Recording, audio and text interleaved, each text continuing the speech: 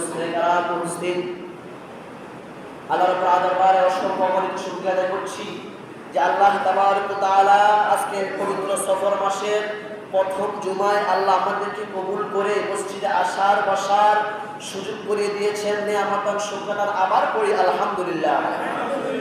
ওই নবীর উপর দরুদ ও সালাম পড়ি আতায়ে নামদার তাজদার মদিনা রহমতে আলম নূরে মুজাসসাম রাহাতুল আশিকিন মুরাদুল মুশতাকিন শামসুল আরিফিন সিরাজুস সালিকিন নূরুন আলা নূর নবী হযরত মুহাম্মদ সাল্লাল্লাহু আলাইহি ওয়াসাল্লামের রওজা মুবারকে সাল্লাল্লাহু আলাইহি নবী সাল্লাল্লাহু আলা মুহাম্মদ। আজ পবিত্র জুমা দিন আইয়ামে জুমা সফর মাসের প্রথম জুমা। আশুরার মাস শেষ হয়ে মানে মুহররম শেষ হয়ে আমাদের এখন শুরু হয়েছে সফর। সফর মাসের প্রথম জুমা আজকে আমরা এসেছি। সফর মাসটা কেমন মাস? বিশেষ করে এই সফর মাসটা একটা মুহররম মাসের এবং রবিউল আউয়াল মাসের মাঝখানে সফর মাস পড়েছে। সুবহানাল্লাহ বলেন। আমাদের এই সফর মাস শেষ হলে কোন মাস আসবে? রবিউল আউয়াল। কি মাস আসবে? সফর মাস পরে কি মাস আসবে? রবিউল আউয়াল আসবে। গত পিছনে গিয়েছে আমাদের মুহররম মাস, অনেক দামি একটা মাস ছিল, এবং সফর মাসের পরে হচ্ছে রবিউল আউয়াল মাস, যেটাকে আমরা সকল ঈদের সেরা ঈদ, ঈদে মিলাদুন নবী আমরা সেটাকে বলে থাকি, শ্রেষ্ঠ ঈদ যেটাকে বলা হয়। ওই দুই মাসের নিয়ামতপূর্ণ দুই মাসের মাঝখানে রয়েছে সফর মাস। এই সফর মাসে বিশেষ করে অসংখ্য অগণিত আমরা ইতিহাস খুঁজে পাই আল্লাহর ওলিগণ এই মাসে বেশিরভাগ ইন্তেকাল করেছেন। এই মাসে ইন্তেকাল করেছেন, এই কারণে এই মাসের দামও আল্লাহ রাব্বুল আলামিন দরবারে আমাদের রয়েছে। আজকের খুতবার যে আলোচ্য বিষয় ঈমানের পরিচয় ও এর গুরুত্ব সম্পর্কে আলোচনা করা হয়েছে। ঈমান বলতে কিন্তু একটা জিনিসকে বোঝানো হয় নাই।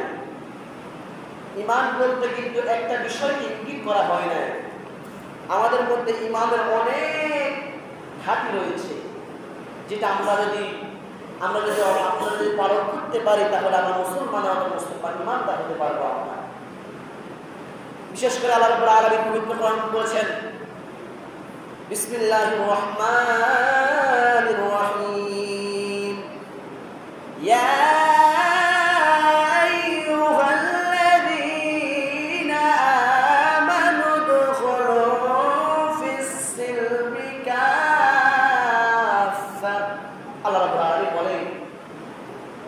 হে ঈমানদারগণ, ইয়া আইয়ুহাল্লাযীনা আমানু দুখুলু ফিস সিলমি কাফা, তোমরা ইসলামে পরিপূর্ণভাবে প্রবেশ করো।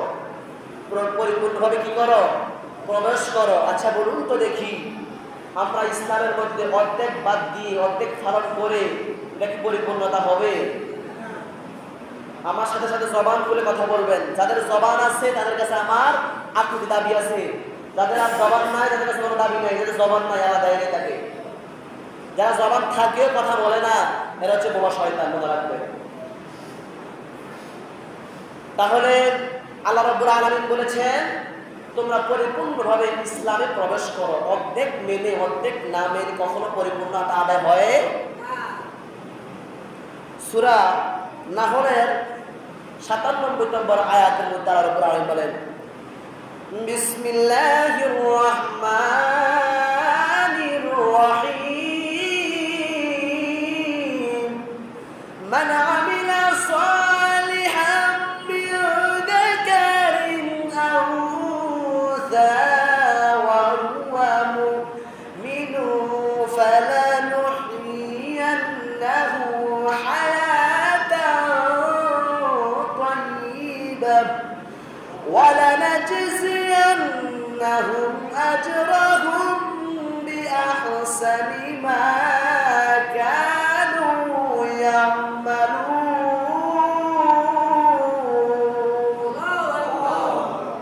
সূরা নাহলের ৯৭ নম্বর আয়াতের মধ্যে আল্লাহ উল্লেখ করেছেন, আল্লাহ পাক বলেন, হে ঈমানদারগণ, যে ব্যক্তি মুমিন অবস্থায়, কথা খেয়াল করুন, আল্লাহ বলে যে ব্যক্তি মুমিন অবস্থায় সৎ কর্ম করবে এবং নিশ্চয় আমি আল্লাহ তাআলা তাকে উত্তম জীবিত জীবন দান করবো। আমি কি করব? উত্তম জীবনে জীবন দান করব। এখন প্রশ্ন হলো, উত্তম জীবনে জীবন কি? আবার আমরা তো বুঝি না, এটা কোরআনের ব্যাখ্যা। উত্তম জীবন আল্লাহ দান করবে জীবিত অবস্থায়। তাফসীরের মধ্যে আসলো এই যে বোঝা গেল আল্লাহ বলেছে উত্তম জীবনে তোমাকে জীবন দান করব।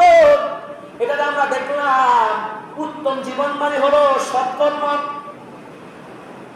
আল্লাহ উত্তম জীবনে জীবন দান করবে হলে যেমন আমরা জীবন পাই, আমার টাকা আছে, পয়সা আছে, আমার দাঁড়ান কোটা আছে, তাই বলে কি আমি সুখী আছি? কথা বলে না।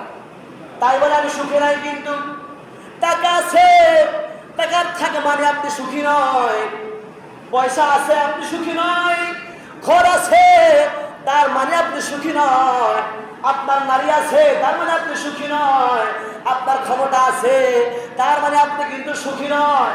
তাহলে আল্লাহকে বলছে উত্তম জীবনে জীবন দান করবো আমি আল্লাহ। তাফসীরের মধ্যে দেখা গেল ওই উত্তম জীবন হইল আমি আল্লাহ তাআলা তাকে আল্লাহ রাব্বুল আলামিন পরিপূর্ণ নিয়ামত এবং শান্তি দান করবে। জোরে জোরে বলুন সুবহানাল্লাহ। আপনি 20,000 টাকা কামাই করেন, রোজগার করেন, কিন্তু আপনি দেখা গেছে সপ্তাহ মাঝখানে আপনার অসুস্থ লেগে আছে, সপ্তাহ মাঝখানে আপনার সন্তান অসুস্থ, সপ্তাহ মাঝখানে আপনার বিবি অসুস্থ হয়ে গেছে। তাহলে আপনার সুখ নাই ঘরের মধ্যে, আপনার স্ত্রী আপনার কথা শোনে না, আপনার অশান্তি আছে, কিন্তু টাকা নাই। কিন্তু ওই ব্যক্তি যে ইমানদার ব্যক্তি, সৎকর্ম করে, সৎ ব্যবসা করে, সৎভাবে চলে, আমার আল্লাহ বলে ওই ব্যক্তির দিকে তাকাও, হয়তো তার 1,00,000 টাকা নাই, হয়তো তার 20 টাকা নাই, আমি আল্লাহ রাব্বুল আলামিন তার পুরো শরীর অল বডিটা সুস্থ রেখেছি। আমি আল্লাহ অল বডি সুস্থ রেখেছি, তার মন ভালো রেখেছি, তার স্ত্রী নেককার দিয়েছি, তার সন্তান নেককার দিয়েছি। এই কারণে তার টাকার মধ্যে হয়তো শান্তি নাই, হয় আল্লাহ রাব্বুল আলামিন তার ঘরের মধ্যে, তার অন্তরের মধ্যে, তার দেহের মধ্যে আল্লাহ রাব্বুল আলামিন শান্তি দিয়ে দিয়েছে। আওয়াজে বলুন সুবহানাল্লাহ। তাহলে আমরা ওই জীবন কখনো চাই না যে জীবনে টাকা আছে, পয়সা আছে, ক্ষমতা আছে, কিন্তু মনের শান্তি নাই। এরপরে আপনি দেখেন টাকা আছে, পয়সা আছে, আপনার স্ত্রী ভালো নয়, আপনার টাকা আছে, পয়সা আছে, আপনার সন্তান ভালো নয়, আপনার টাকা আছে, পয়সা আছে, আপনার রোগ ভালো হচ্ছে না, পায়ে ব্যথা যাচ্ছে না, পেটের ব্যথা যাচ্ছে না, অশান্তি আর অশান্তি। ওই যে ব্যক্তি কৃষি কাজ করে, হয়তো দিনে রোজগার করে, দিনে খায়, আপনি তার ঘরের মধ্যে দেখেন তার শরীর সুস্থ আছে, তার কোনো হাত ব্যথা নাই, তার পা ব্যথা নাই, তার পেট ব্যথা নাই, তার স্ত্রী ভালো, সে সময় মতো সৎভাবে চলতেছে। ওই ব্যক্তি হচ্ছে পরিপূর্ণ। আমার আল্লাহ বলেছে ওই ব্যক্তিকে আমি উত্তম জীবনে জীবন দান করেছি। আমরা মনে করি শান্তির জন্য বেশি টাকা প্রয়োজন। মনে রাখবেন টাকা পয়সা দিয়ে কখনো শান্তি মিলে না। আবার আপনি আল্লাহ যে বলছেন তুই পরিপূর্ণ হও, নামাজ আদায় করছেন, শুধু খাইছেন, পরিপূর্ণ হয়েছিনি? নামাজ আদায় করছেন, নামাজ পড়ছেন, আমি তো নামাজ পড়ি, কিন্তু আমি যে অশান্তি, আমি নামাজ পড়ে তো আমার শান্তি যায় না। আরে তুমি নামাজ পড়ছো কিন্তু ওই প্রতি শুধু টাকা লাগাইছো, নামাজও পড়ছো, শুধু টাকাও লাগাইছো, শান্তি মিলবে কেমনে তোমার? চিন্তা করে আমি নামাজ পড়ছি, আমি তো ভালো কাজ করতেছি, কিন্তু আমার সুযোগ পাইতেছি। তাহলে হারাম করলে কি আছে আপনার জীবনের মধ্যে? ততক্ষণ পর্যন্ত আপনি সুখ পাবেন না ওই জীবনের মধ্যে, যতক্ষণ পর্যন্ত আপনার আমলের পাশাপাশি আপনার পরিপূর্ণ সৎ ব্যবহার, সৎকর্ম যতক্ষণ পর্যন্ত আপনার জীবনে না আসবে, আপনাদের শান্তি যাবে, আপনার অশান্তি থাকবে, শান্তি আপনার পরিবারে আসবে না। আপনার শান্তির পিছনে দৌড়ান, শান্তির পিছনে দৌড়াচ্ছেন, কিন্তু হারামের উপর থেকে আপনি দৌড়াইলেন, জীবন ভর দৌড়াবেন, আপনার ঘর থেকে আপনার বাড়ি থেকে দেখবেন রহমত কি জিনিস আপনি পাবেন না। এই কারণে নামাজ তো পড়তেই হবে, তার মধ্যে হালাল আমাদের খেতে হবে। তাই না শুধু জ্ঞান এবং হক পথে সত্যের পথে চলতে হবে। আল্লাহ যেখানে বলেছে ওই ব্যক্তি যে আপনার ওই ব্যক্তি মুমিন অবস্থায় সৎ, আপনার মহিলা এবং পুরুষ যেই হোক না কেন তাকে আমি আল্লাহ জীবিত অবস্থায় পবিত্র জীবন দান করব। তাহলে আপনার জীবনে আমল লাগবে এবং সৎ কর্ম, আপনি যে কর্ম করছেন এর মধ্যে যদি বিন্দু পরিমাণ হারাম থাকে আপনি কখনো সুখ পাবেন না। আপনি দেখবেন আপনার পরিবার অসুস্থ আছে, আপনার স্ত্রী অসুস্থ, মাসের মধ্যে আপনার একটা অসুস্থতা লেগেই থাকবে, আপনার সন্তান আপনার কথা শুনবে না, আপনার স্ত্রী আপনার অবাধ্য থাকবে, একটা মাত্র কারণে ওই সন্তানকে আপনি অবশ্যই সুদের টাকায় টাকা চালাইতেছেন, হারামের টাকা তারা চালাইতেছেন। এই কারণে আপনার ঘরের মধ্যে শান্তি নাই। তখনই আপনি শান্তি পাবেন নামাজের পরে আপনি সৎ কর্ম করেন এবং সৎ ব্যবহার করেন এবং হালাল খান। ইনশাআল্লাহ এই কোরআন কখনো মিথ্যা হবে না। পৃথিবী উল্টে যাবে কিন্তু কোরআন মিথ্যা হবে না। আপনি ওইভাবে জীবনযাপন করেন। যদিও আপনি কম রোজগার করবেন, আপনার হাতের সামনে কম টাকা দেখবেন, কিন্তু আপনার ঘরের মধ্যে সুখ আসবে, শান্তি আসবে, মনে যে একটা শান্তি রয়েছে ওই শান্তি আপনি পাবেন। এই বাচ্চারা তো শুনেছে, আপনি অবশ্যই ওই সময় রহমত পাবেন। এই কারণে আল্লাহ রাব্বুল আলামিন বলেছে বিসমিল্লাহির রহমানির রহিম ওয়াল আসরি, নিশ্চয় আমি আল্লাহ রাব্বুল আলামিন বলে আমি সময়ের কসম খাচ্ছি। ইন্নাল ইনসানা, ইন্না মানে নিশ্চয় ইনসান মানে মানুষ, লাফি খুসরি, মানুষ ক্ষতির মধ্যে আছে। মানুষ কিসের মধ্যে আছে? এখানে মানুষ বলতে কিন্তু আল্লাহ কোন ইমানদার কোন মুসলমান আল্লাহ ভাগ করে নাই, নাফরমান ভাগ করে না। আল্লাহ বলছে সকল মানুষ কি ক্ষতির মধ্যে। কথা বোঝেন না আমার? সকল মানুষ কিসের মধ্যে আছে? ক্ষতির মধ্যে আছে মানুষগুলা।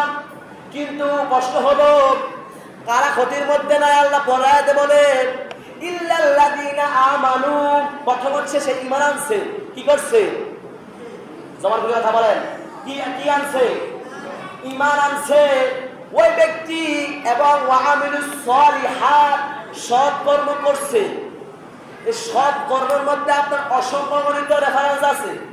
সৎ কর্মের মধ্যে আপনার জবান হেফাজত করবেন, এই জবানটা পবিত্র হতে হবে।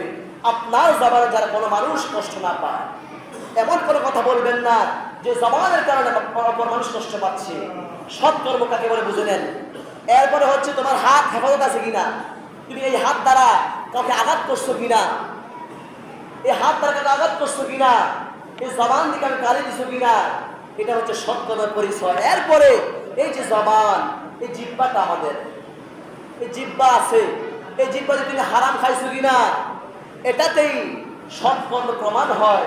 নামাজ পড়ছো, ঈমান আনছো, ঠিক আছে, কিন্তু পরেগুলা মানলা না। কথা বোঝেন? ঈমান এনেছ, ইল্লাল্লাযীনা আমানু, ঈমান আনছি আমি, ওয়া আমিলুস সলিহাত করি নাই, মানে সৎ কর্ম করি নাই, এটা পরিপূর্ণ হইল? কথা বলেন, পরিপূর্ণ হইল? পরিপূর্ণ হয় না। ওয়া আমিলুস সলিহাত ওয়া তাওয়াসাউ বিল হাক্কি, এবং সত্যের উপর আপনি থাকতে হবে। সব ঠিক আছে কিন্তু সত্যের উপর আপনি নাই। আপনি নামাজ পড়েন, হকও খান, কিন্তু যখন আপনার হকের কোনো বিষয় আসে, সত্যের কোনো বিষয় আছে, আপনি ওই লোক সমাজে মিশে যান, সত্য কথা জবান থেকে বের হয় না। তাহলে শুধু হক খাইলে হবে না, হক কথাও আপনাকে বলতে হবে, হক কর্ম আপনাকে করতে হবে। আরেকজন মুনাফিক করছে, তার সাথে সাথে লেগে আপনিও মুনাফিক করছেন, তাহলে আপনার সৎকর্ম কি হইল? জবান খুলে বলো, সৎকর্ম হইল? সৎকর্ম হয় নাই। এবং মানুষকে তুমি ধৈর্যের উপদেশ দাও। কিসের উপদেশ দাও? মনে রাখবেন, আমাদের মূল হচ্ছে ধৈর্য। যার ভিতরে ধৈর্য থাকবে না, ধৈর্য থাকবে না, ওই লোক কখনো ইমানদার হতে পারবে না। কেন? আল্লাহ রাব্বুল আলামিন বলছে আমি রোজাদার সাথে থাকি না, আমি ইমানদার সাথে থাকি না। ইন্নাল্লাহা মা'আস সাবিরিন, অবশ্যই আল্লাহ ধৈর্যকারীর সাথে আল্লাহ রয়েছে। সুবহানাল্লাহ বলেন। তাহলে ঈমান আনলেন, প্রথম অবস্থায় কি আনলেন? ঈমান এনেছি, আমরা মুসলমান হয়েছি। এরপরে সৎ কর্ম। ইমানের মধ্যে কিন্তু অনেকগুলো ভাগ আছে, আসলে এগুলো বলার সময় এটা বলতে পারতেছি না। ইমানের মধ্যে কি আছে অনেক। ইমান পরিচয় দিতে গেলে শুধু লা ইলাহা ইল্লাল্লাহু মুহাম্মাদুর রাসূলুল্লাহ বললেই ইমানদার আপনি নয়। কিন্তু ওই যে নবীজি বলেছে আলা লা ঈমান লিমান লা মুহাব্বাতা লাহু, যার ভিতরে আমি রাসূলের মুহাব্বত নাই ওই ব্যক্তি ইমানদার। ওই ব্যক্তি কি না ইমানদার। লা ইলাহা ইল্লাল্লাহ পড়ছেন, নামাজ পড়তে পড়তে কোমরে দাগও ফেলাইছেন, সব কর্ম করেন, সব ঠিক আছে, যদি আপনি নবীর দুশমন হন তাহলে কিছু হইল সব শেষ। আচ্ছা, নামাজ পড়ছেন, আপনি ভালো ব্যবহার করেছেন, সৎ কর্ম করেছেন, কিন্তু মা বাবার খাওয়া দেন না, তাহলে আপনি ইমানদার হয়েছেন? সব বাদ হয়ে গেছে না? এই কারণে আল্লাহ বলেছে ইয়া আইয়ুহাল্লাযীনা আমানু দুখুলু ফিস সিলমি কাফা, হে ঈমানদারগণ তোমরা পরিপূর্ণ ইসলামে প্রবেশ করো। অর্ধেক মেনে অর্ধেক না মেনে কখনো পরিপূর্ণতা আদায় হয় না। কথা আমার বোঝেন না? বলো পরিপূর্ণতা হয়। তাহলে আমাদের পরিপূর্ণ হতে হয়। উত্তম জীবন যদি পেতে চান, শান্তি যদি অন্তরে পেতে চান, আপনার সন্তান ভালো হোক, আপনি চান আপনার সন্তান খারাপ, এটা আপনার কারণে হয়েছে, আপনার পরিবারে অশান্তি আপনার কারণে হয়েছে, হয়তোবা আপনি কোনো গুনাহ কাজে লিপ্ত আছে, তারপর আপনার অশান্তি আসতেছে, আপনি তওবা করেন, আল্লাহর কাছে তাওবাতুন নাসুহা করেন, আপনি সৎকর্ম করেন। কেননা মান আরাফা নাফসাহু ফাকাদ আরাফা রাব্বাহু, যে নিজেকে নিজে চিনতে পারে সে আমার আল্লাহকেও চিনে। সুবহানাল্লাহ বলেন। আপনি বলতে পারবেন আপনি গুনাহ করছেন কিনা। আজকে আমরা তালাশ করি আমার লগেরটা কি করতেছে, কথা বোঝেন নাই? আমি চিন্তা করি কি আজকে ওই হ্যাঁ কি করছে, এ কি করছে, এ এটা করছে, এটা চলছে, আমি কি করছি আমি নিজে বলতে পারি না। তখনই আপনি নিজেকে চিনতে পারবেন, আল্লাহকেও চিনতে পারবেন, যখন আপনার দোষ ত্রুটিগুলি যে আমারই ভুল, আমারই অন্যায়, আমারই ভুল, যখন আপনারা মনে রাখবেন, আপনি নিজেকে তুচ্ছ মনে করবেন, আপনি নিজেকে যত নিচের দিকে নামাইবেন, যত অহংকার মুক্ত আপনার জীবনকে রাখবেন, আপনি নিজের জীবনকে তুচ্ছ মনে করবেন, আল্লাহর দরবারে আপনি তত দামি হবেন। সুবহানাল্লাহ। আর আপনি মনে করেন যদি আমার বড় তার কেউ, আমার বড় থেকে আর তো কেউ নেই, আমি তো সব কিছু, এমন ইমান ভঙ্গি চিন্তা চেতনা যাদের ভিতরে থাকবে, মনে রাখবেন আপনার ভিতর, আপনার উপর, আপনার মতো তুচ্ছ ব্যক্তি, নিকৃষ্ট ব্যক্তি এই জমিনে আর হবে।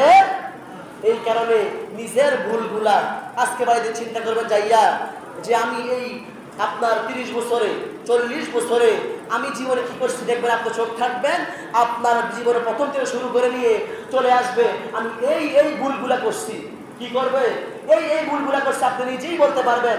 এখানে সবাই অপকর্ম করছি কি করে নাই, ভালো কাজ করছি কি করে নাই, জেনা করছি কি করে নাই, সুদ খাইছি কি খাই নাই, এরা সবাই আপনারা ভিতরে জানেন না। আমি খাইছি বা খাই নাই দুইটা জবাবে কিন্তু আপনার ভিতর থেকে দিবেন। আমি ভালো কি না খারাপ, যখনই আপনি দেখতে পারেন যে আসলেই তো আমি অন্যায়কারী, আসলে তো আমি সুদী, আসলে তো আমি জিনাকারী, আসলে তো আমি মুনাফিক, তখন আপনার ভিতরে পরিচয় আপনি নিজে দিতে পারবেন। ওই সময় মানুষ আপনাকে বলতে হবে না ওই লোকটা খারাপ। এই কারণে একটা কথা শেষ মেসেজ দিয়ে যাই, আগে নিজেকে নিজে চিনুন, নিজের পরিচয় নিজে আগে বের করুন। আমি খারাপ এটা বলতে শিখেন, আমার অন্যায় আছে এটা বলতে শিখেন, পরে অন্যায় করছে এগুলা বাদ দিয়ে নিজের ভুলটা নিজে ধরবেন, দেখবেন সকল মানুষ থেকে শ্রেষ্ঠ ব্যক্তি আপনি হবেন। সুবহানাল্লাহ। আল্লাহ রাব্বুল আলামিন আমাদের সকলের জীবনের গুনাহগুলো ক্ষমা করে সৎকর্ম যেন আমরা করতে পারি ইমান আমলের সাথে। আল্লাহ রাব্বুল আলামিন কবুল করুন। সকলে বলুন